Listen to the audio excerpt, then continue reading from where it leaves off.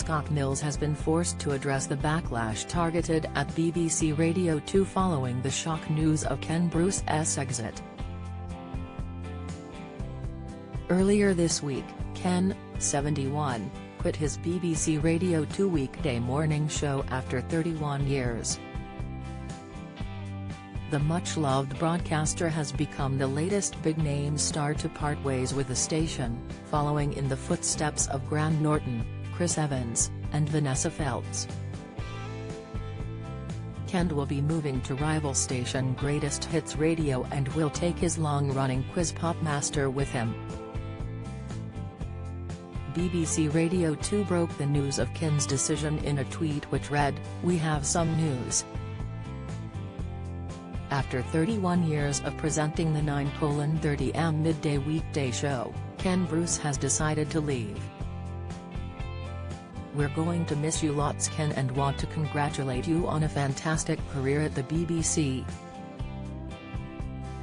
The broadcaster also shared a statement from Ken as he revealed it was time for a change. He said, "After 45 years of broadcasting on BBC Radio, it's time for a change. I would stress that this is entirely my decision. I will always be very proud of my association with the BBC and Radio 2. Ken will present his final show at the end of March before moving to rival station Greatest Hits Radio just days later." After breaking the news of his exit, BBC Radio 2 listeners have speculated who could potentially replace Ken, with some suggesting Scott Mills could take over. However, Scott has since spoken out after receiving some backlash and hurtful comments online.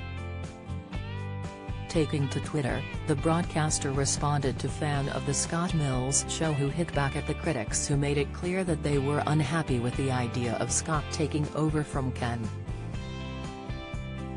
One listener tweeted, "For you, we're within a week of each other age-wise.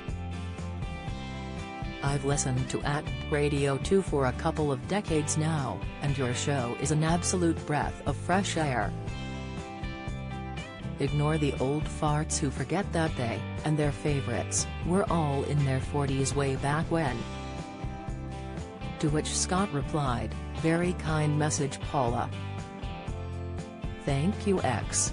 The support comes after Scott received intense backlash earlier this week after listeners commented on the presenter replacing Steve last year.